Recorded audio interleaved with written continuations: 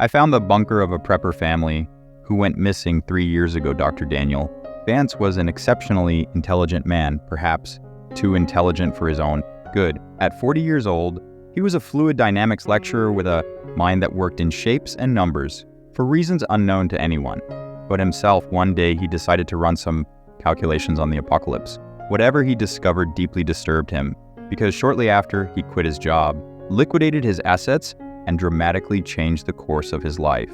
While he never shared exactly what he had deduced, it was clear that the outlook was grim. Caught up in this sudden upheaval was his wife, a 24-year-old PhD student who had become enamored with Daniel some time before. She adored the strange man who could just as easily build a log cabin as he could explain the eccentricities of an asteroid's orbit. Conversations with Daniel always left you feeling like he was absolutely right, no matter the topic. So, when he shared his vision for the future, she agreed without hesitation.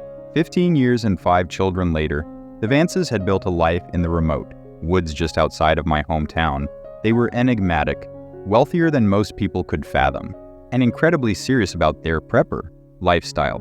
But despite their intensity, they were friendly, funny, and compelling to talk to. They were larger-than-life survivalists who occasionally swept into town with strange, over-the-top requests that excited the local businesses. They ordered massive amounts of cement, iron, lead, and steel, materials they used to construct their secretive underground shelter. Daniel was so dedicated to keeping their project hidden that he earned a license to drive heavy goods vehicles just to ensure no one else saw the location. On one occasion, when a company refused to provide GPS tracker-free vehicles, he bought the entire company outright. So when the Vances stopped appearing in town during the pandemic, most people assumed it was due to lockdown restrictions. They had a bunker after all, and had spent their lives preparing to be self-sufficient in the event of a societal collapse. Even their youngest, Alexander, who was only 3 years old, was already being taught survival skills, gathering firewood and identifying edible plants. If anyone could ride out COVID-19 without much difficulty, it was the Vances. But what actually happened was far more troubling. As it turned out, Daniel had used the pandemic as an opportunity for a dry run, a test of the family's preparedness. They planned to lock themselves in their bunker for 6 months, but 3 months into their trial, the sheriff received a distress call. The voice on the other end, whispered and sobbing, gave coordinates before the call cut off. Most people assumed the voice belonged to Alexander, though it was never confirmed. When police arrived, they found the bunker still sealed tight. It took hours for emergency responders to cut through the door, all the while attempting to contact the family inside. But there was no response. When they finally breached the door, they were met with a chilling sight. There was no one to rescue, no bodies, no signs of life. The bunker was in disarray. Beds and cots were scattered, draped in moldy yellow sheets. Buckets, stained with God knows what, littered the floors. Some doors were barred, while others had been violently smashed. There were signs of makeshift quarantines, and even evidence of violence in some areas. The police, usually a great source of gossip, remained unusually tight-lipped about the whole situation. Eventually, the sheriff made a public statement. He revealed that a waterborne illness had swept through the Vance family not long after they sealed themselves in the bunker. Trapped and unable to seek help, they had succumbed to the illness. He assured everyone that the contaminant was non-organic in nature, posing no further risk to the public. The Vance's loved ones had been informed, and the bunker was set to be demolished. But for the people of the town, this explanation only raised more questions. Why hadn't the Vances called for help earlier? They had radios, computers, even smartphones. They weren't isolated by choice. They were survivalists, not Amish. And where were their bodies? What had happened to them? Why hadn't they simply left the bunker? We bombarded the sheriff with these and other questions at a town meeting, but no answers were given. After a few weeks, most people let it go. The pandemic raged on, and life had other pressing demands. The story of the Vances faded from memory, becoming just another strange, tragic event that people rarely spoke about. I too was guilty of forgetting about it, until the day I found the bunker. I'd been out in the woods looking for my dog, Ripley. He's half Bernese, half collie, and a total scaredy cat. He trembles during storms, and needs to hold your hand. When you brush him, he's been my loyal companion since he was a puppy, and I wasn't going to leave him out there lost in the woods. As I searched, I stumbled upon the bunker. The door was open with faded police tape still fluttering in the wind. Scorch marks surrounded the lock, and the darkness inside seemed to swallow everything. It was like someone had ripped a hole in reality itself. Just looking at it made my stomach churn. It radiated a kind of pain that I couldn't fully understand, but that my instincts told me to fear. As I got closer, I noticed the small details: bloody finger, streaks across the handle, signs of someone desperately trying to escape.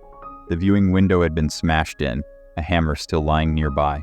I could almost hear the echoes of the family screaming for help, trying to escape the very bunker they had built to survive, but I couldn't turn back.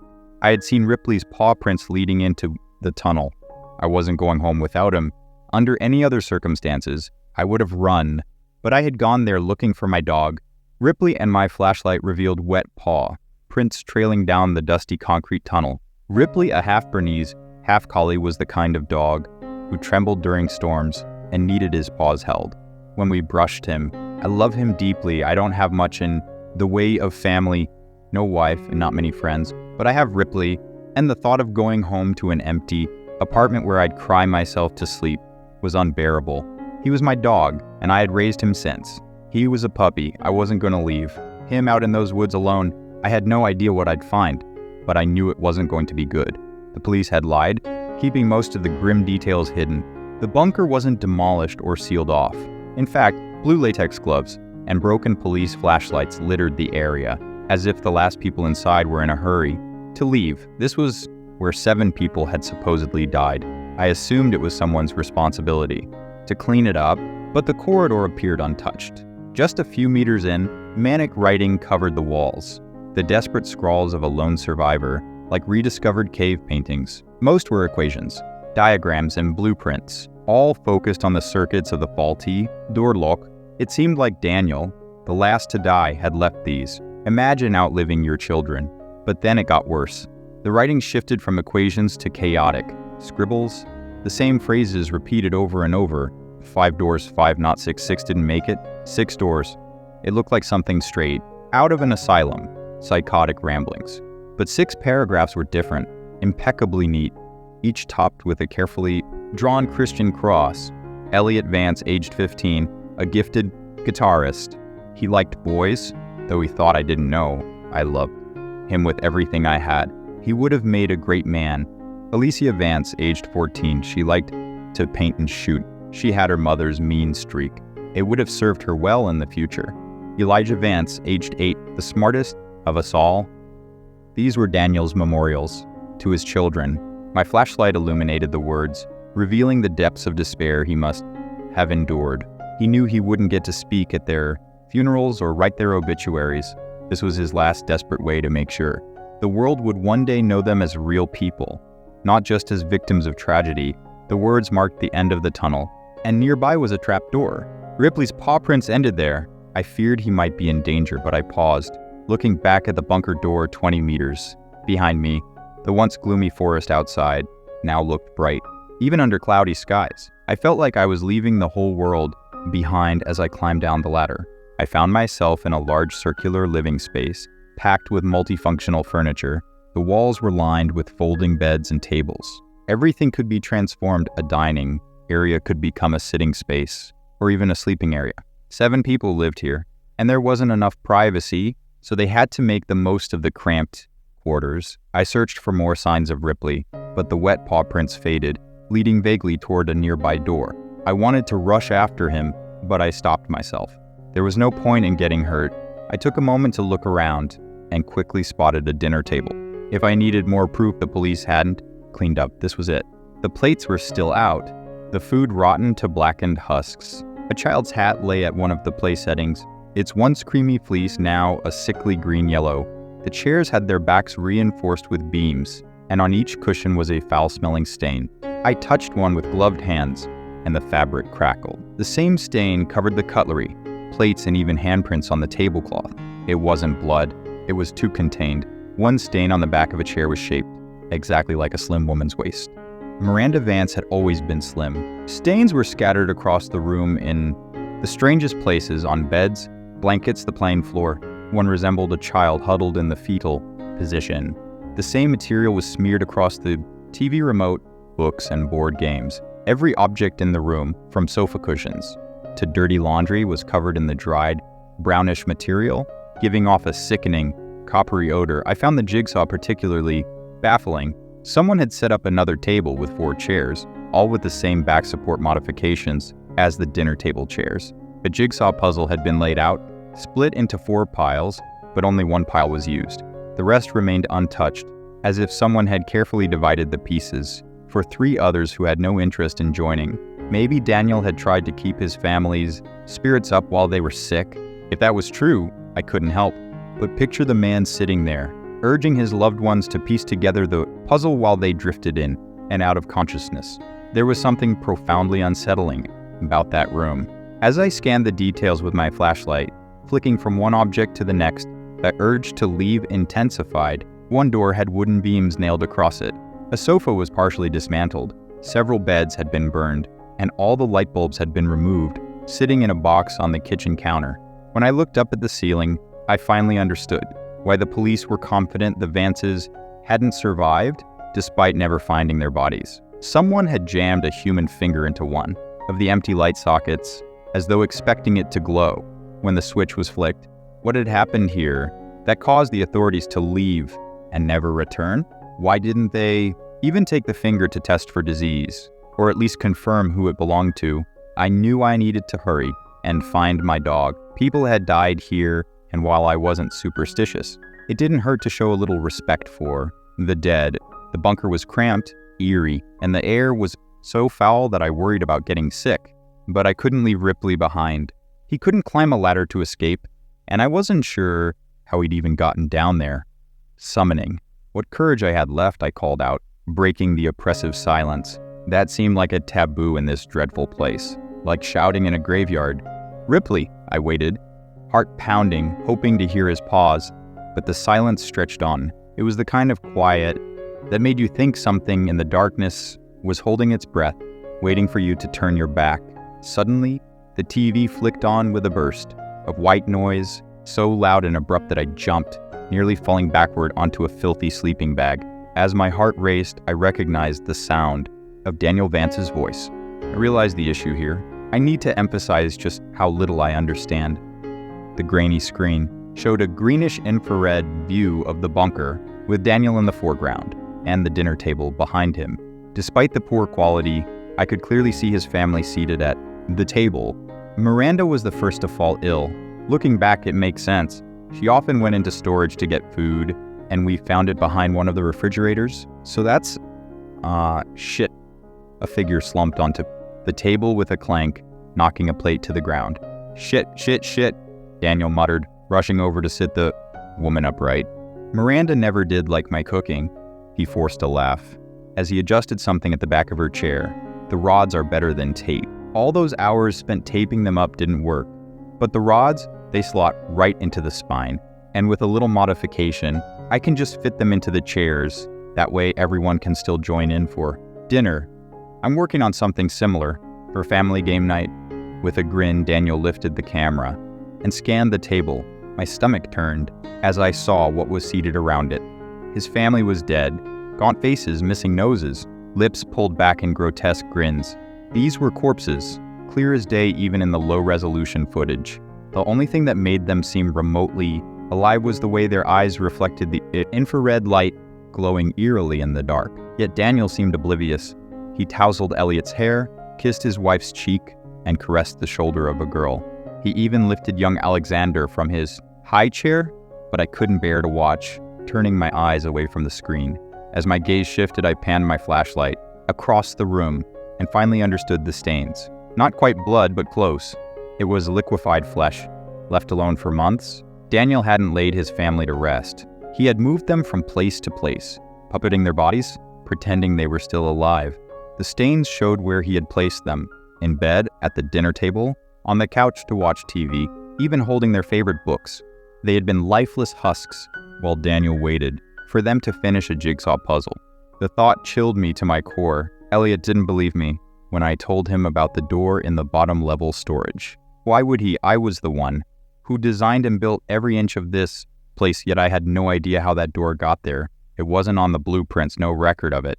I checked the cameras and even looked through old photos I took during the construction. The wall was blank, just as it should have been, but now there's a door and it must lead somewhere. I don't know when it opens or why, but I know that next time I'll be ready.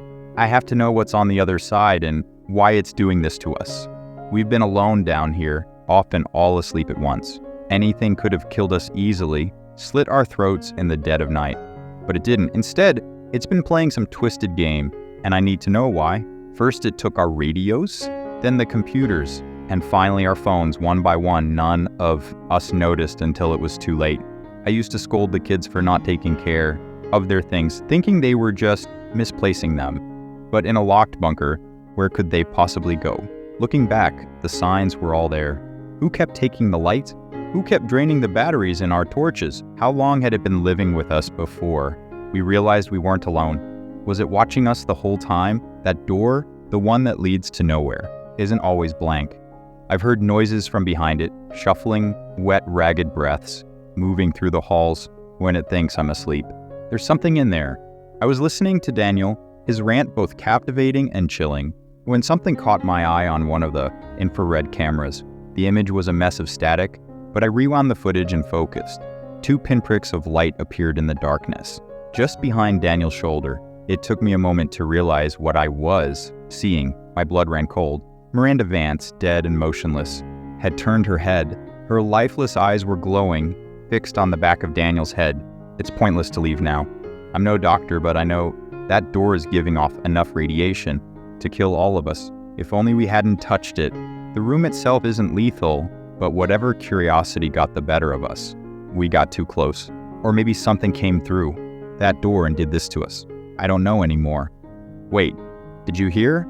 That Daniel turned, and the camera froze on an image that haunts me, a lone man standing bright as a star against the impenetrable darkness. And in that darkness, 6 pairs of glowing white eyes stared back at him. Suddenly I became painfully aware of where I was sitting. A horrifying thought crept in. If I turned around, I'd see them. I'd see the Vances, all of them. Daniel too. Their bodies rotting in the dark, their heads turned toward me. Behind me, something moved. It breathed, quick, loud. I knew what it was. I knew. It came at me so fast I barely had time to react. Something wet and hot brushed my hand, and I screamed. But just as quickly, it pulled away, hesitating. Then without warning, it leapt at me, knocking me to the ground. I sobbed with relief when I realized it was Ripley, my dog, licking my face. He was trembling and eerily silent, which wasn't like him.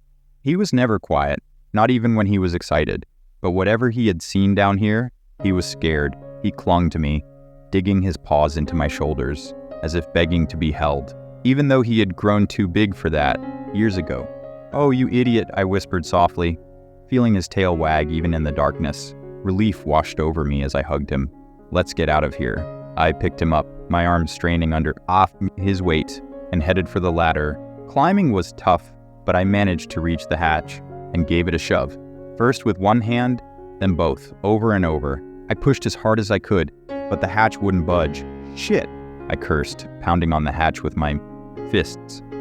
The handle had snapped clean off, jamming the door shut.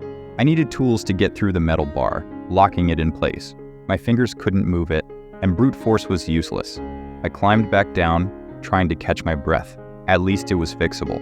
On the wall, I noticed a chalk diagram of the bunker. It had 3 floors. The bottom level was storage, and Daniel had drawn a large red X through it. The top was labeled quarters, where I was standing. The middle was labeled workshops, and I realized that's where I needed to go. There was one door leading to a concrete stairwell. Standing at the top, I shined my light down the spiral rails, unsure of what I hoped to see. Only shadows greeted me, and a foul smell rose from below, burning my lungs and scratching at my throat. Had the police ever made it this far down? Had they seen what I saw on that footage and just left? No, it had to be something else. Something that scared off an entire sheriff's department. And whatever it was still down there. The door, I made my way down the stairs, as quietly as I could, considering leaving Ripley behind. But after losing him once, I couldn't bear the thought of risking it again. He stayed by my side, quieter than me, the click-clack of his paws on the concrete oddly soothing. I struggled to keep my flashlight steady. The beam trembled. I found the ring in my shaky hand as I tried to steady my breathing. I descended one floor and found the workshop exactly what you'd expect from a survivalist's hideout. It was a large, dimly lit space, packed with generators, fuel, water tanks, boilers, and heaters. Everything you'd need to survive, but couldn't put outside due to fallout. Wires, pipes, and tubes snaked across the room, weaving from one machine to the next. Even after all these years, most of the machinery still hummed in the pitch-black silence. It was unnerving, that sound in such a dark, empty place. A quick glance around revealed a small area Daniel had sectioned off for himself. It took up about a fifth of the floor space, containing a large workbench, and an array of high-end machinery, lathes, buzzsaws, drills, belt sanders, welding torches, everything. A man needed to do it himself. Daniel had been busy. There, sitting atop a pile of stained papers, on the bench, was an arm. It looked old, like the papers had aged to a brownish yellow. Over time, as if soaked in tobacco spit, a faded diagram of what seemed like a ball and socket joint was drawn on a nearby whiteboard. I thought back to the tape, remembering Daniel's contraption for keeping his family upright. I stared at the arm and suppressed a wave of nausea. I couldn't tell if Daniel had been working on posable limbs or just trying to reassemble decomposing remains that had started falling apart. The size of the arm suggested it belonged to a child, a preteen, and it was missing. A finger. He had left it there out in the open, like it was a disassembled clock. Just how crazy had Daniel become, I wondered, pinching my nose to block out the smell while I rummaged through boxes, searching for a pair of pliers or a hacksaw. Ripley, my dog, backed away from the noise, but stayed nearby as I continued to pull box after box off the shelves, desperate to find something to break that damned metal bar locking the hatch. In the end, I managed to grab a pair of bolt cutters, a crowbar, and some heavy-duty pliers. I stuffed the pliers in my pocket, the crowbar down the back of my jeans, and held the bolt cutters in my hand.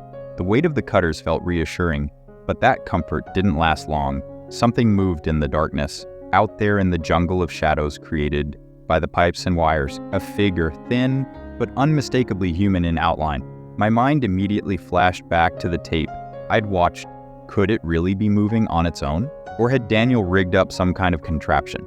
Fishing? Wire, maybe?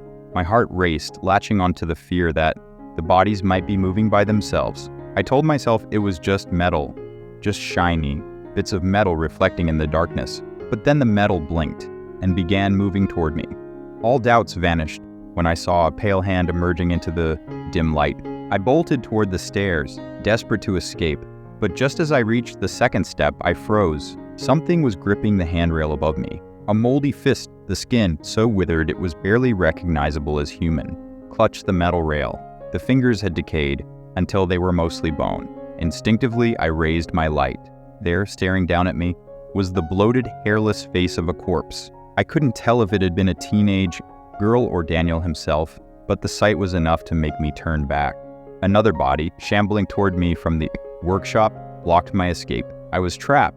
Ripley, now pressed against my leg, had finally pissed himself in fear. He was shaking uncontrollably, his tail tucked between his legs. He whimpered, desperate for me to pick him up. But I couldn't. I couldn't carry him, but I also couldn't leave him behind. With nowhere else to go, I ran down to the storage level. The air was thick and oppressive, muffling the sound of my own panicked breaths. I was tempted to stop and catch my breath, but when I glanced back, I saw 3 pairs of glowing eyes watching me from the stairs. I didn't hesitate. I ran, barreling down the corridor and stumbling upon a door. I yanked it open and ducked inside. It was a storage room. Most of the shelves had been overturned, with rotting food scattered across the floor. A few shelving units remained upright, their shelves lined with tall, opaque boxes. They would make a perfect hiding spot. I crouched down and turned off my light, trying to steady my breathing. That's when I noticed the door. It looked normal at first glance, but something was off. It was too tall and too wide, sitting about a foot and a half off the ground. The metal had rusted, aging unnaturally, out of sync with everything else in the bunker. Wet, slimy moss clung to the door frame, the kind you'd expect to find in a swamp. Every few seconds, a strange, oily substance would leak from the door, floating horizontally across the room and splattering against the wall opposite. A puddle had formed, unnaturally large, pooling on the floor, like something from another world. Remembering Daniel's warnings about radiation, I instinctively inched away from the strange puddle and the eerie door on the opposite wall. Backing myself into the darkest, quietest corner I could find, I pulled Ripley behind me, praying he wouldn't give us away. Once we were hidden, I switched off my light and waited. It must have taken longer than I thought to find my hiding spot because barely 2 seconds later, I heard figures stumble into the room. The pitch-black space offered no visibility, but their clumsy steps and shuffling let me know that at least 2 of them had followed me in. I stood there, paralyzed, unable to tell if they were heading straight for me or preparing to leave. I had no choice but to rely on luck, hoping they wouldn't find me. Then a scraping sound, so close it felt like it was inches from my face, broke the silence. Unable to bear the suspense, I switched on my light, desperate to see what was lurking.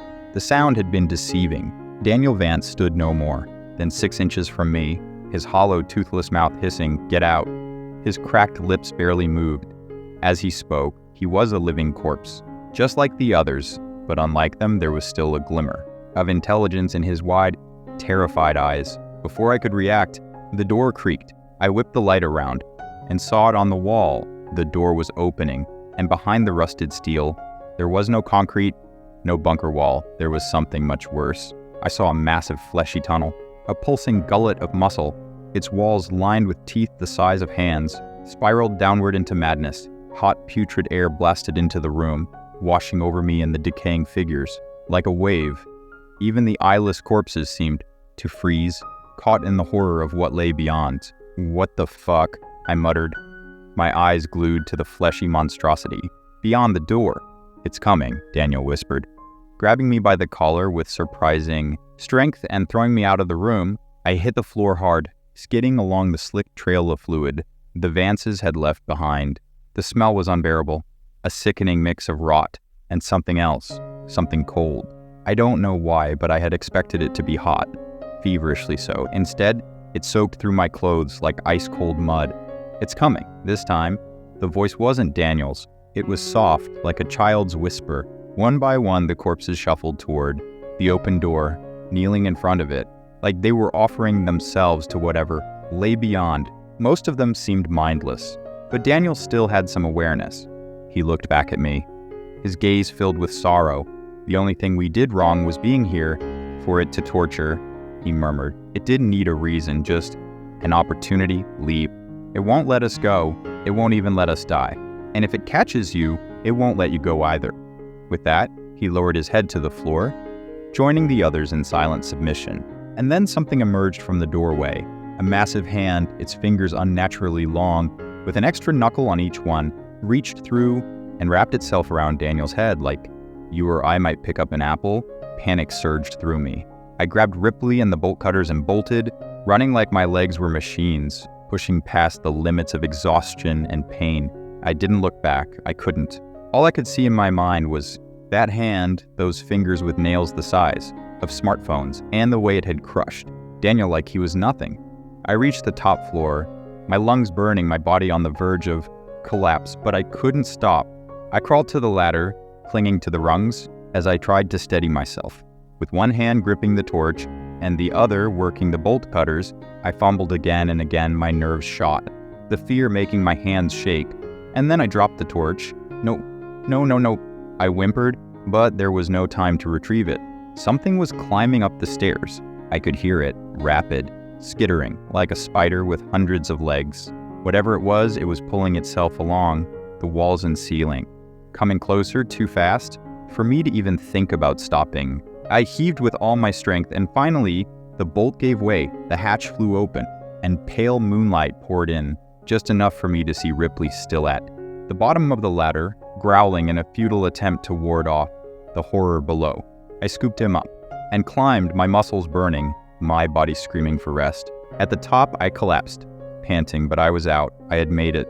Ahead of me, the long corridor stretched out, covered in strange writing, with the blue light of the full moon beckoning from the doorway at the far end. Ripley needed no encouragement. He darted down the corridor with the speed of a bullet, leaving me to stumble behind, barely able to keep up. I eventually shouldered my way through the open door and collapsed onto the forest. Floor outside. For a moment I drifted in, and out of consciousness, the cool earth beneath me, and the sound of the wind in the trees were a distant blur, but as I looked up at the canopy of branches overhead, backlit by the full moon, I snapped awake. That's when I felt it, a cold, crushing grip on my ankle. Out of the dark, a massive hand had seized me, slowly dragging me back toward the open doorway. Most of its grotesque body remained hidden in the shadows, but the hand gripping my leg was as large as my torso, its arm thick and pale, like something that had never seen the sun. It reminded me of a mole rat, burrowing deep into the earth. Panic surged through me. I struck the hand with my fists, dug my nails into its rubbery skin, screamed, kicked, but nothing worked. From behind the door, something leered at me, its twisted face grinning with malicious joy. It was taking its time, savoring every moment, as it dragged me closer to whatever nightmare awaited on the other side. In that moment, I realized there was no escape. The image of Daniel kneeling in worship, hopeless and broken, flashed in my mind. He had known there was no way out. The thing behind that door had taken everything from him, and it was about to take me too. I wept, my mind fraying at the edges, as I tried in vain to stop myself from being pulled into the abyss. I clawed at the earth, searching for anything, roots, rocks, something to hold onto. But there was nothing. I was only a foot away from the door when Ripley reappeared. Ripley, the same dog, terrified of vacuums, plastic bags, and doors that creaked.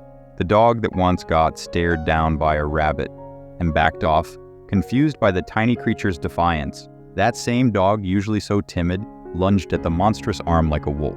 His teeth sank into the thick skin, not quite breaking it, but applying enough pressure to weaken the thing's grip. I slid my leg free, gasping in relief. Unable to stand, I grabbed Ripley and pulled with all my strength. The creature finally bled, its flesh tearing under the pressure of Ripley's jaws. With one final yank, we were free. The thing let go, and we tumbled backward, rolling head over heels away from the doorway. There was no time to think or breathe. I scooped Ripley into my arms and crawled away as fast as I could, driven by pure adrenaline. Only when I had made it half a kilometer into the forest, far from the door, did I collapse, face first into the dirt, and lose consciousness. The doctors later said I had pneumonia, which made some kind of sense, but I knew better. The sheriff came to visit me in the hospital, asking strange questions about what I'd seen in that bunker. I did my best to dismiss his inquiries. I wasn't ready to chase down that particular nightmare. Not while I was lying in bed, half drowning in my own infection. To be fair, I could understand why the authorities had done so little to seal off that place. Sometimes I've thought about going back and doing it myself, but even now I have nightmares about that door, the one I narrowly escaped. Not just the bunker door, but the one below, the madness that lurked behind it. Daniel's words haunt me. It didn't need a reason, just an opportunity. The Vances had been that opportunity. Maybe they built their bunker on a ley line or a weak spot between dimensions. Maybe the land had a history of dark rituals. I don't think it matters. They went underground thinking they could outlast the world's troubles. But something had been waiting for them, something that wouldn't let them escape, wouldn't let them die. I've moved away since then. I had to. It wasn't just the memories, it was something more. I'd nearly forgotten about the shortwave radio in my basement, the one my father had passed down to me, until one night I woke to the sound of static. White noise blared from the radio, echoing through the darkness. And buried in that static, I heard the faintest whisper, a man's voice, broken, desperate, unmistakably his. Let them go, let them go, let them go.